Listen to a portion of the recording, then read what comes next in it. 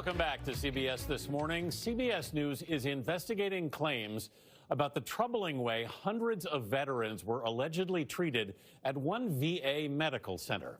Insiders say the problem was ignored even after it was brought to light. In an exclusive interview, a whistleblower told us the VA medical center in New Orleans failed to properly evaluate veterans for traumatic brain injuries for years and said the results were tragic.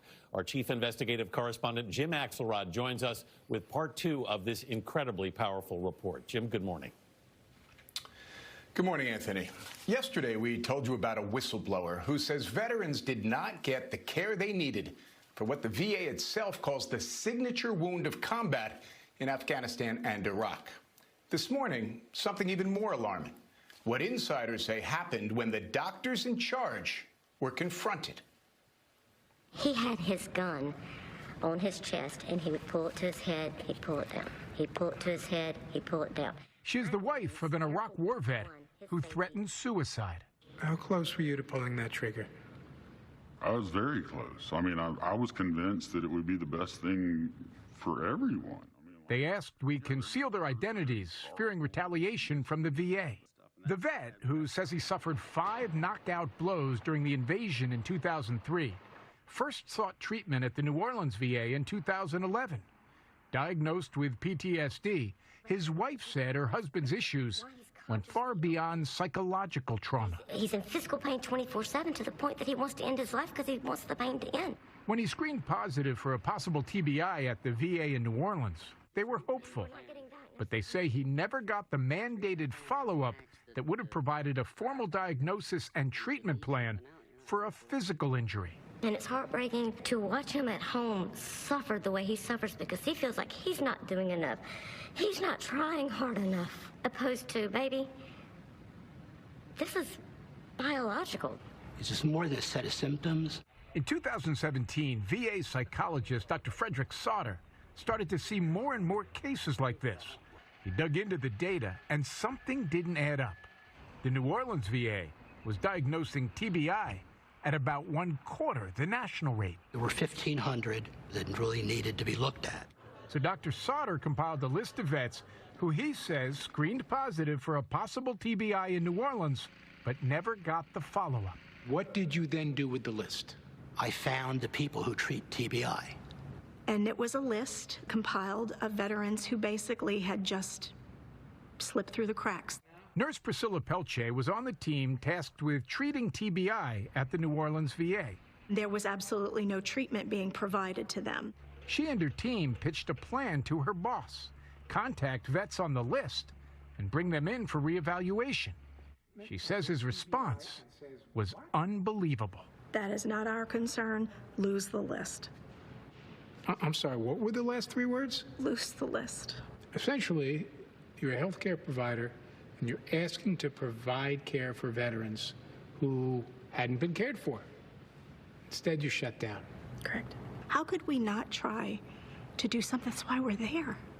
That's why we're there. We took an oath. I took an oath when I became a nurse. The doctor who Priscilla Pelche says ordered her to lose the list, Dr. Robert Mipro, is the head of rehabilitation services here at this VA hospital in New Orleans. We wanted to hear what Dr. Mipro had to say about how this VA handles TBIs, but he declined our request for an on-camera interview. After part 1 of our investigation aired yesterday, hello, Dr. Mipro. We went to Dr. Mipro's home. We identified ourselves. Can we ask you a couple questions? But he was still unwilling to speak to us. What is he doing working at the VA? I don't know. Should he be? From what I know, no. These problems don't happen unless there's people who are allowing it to happen. Sauter pressed the VA to investigate.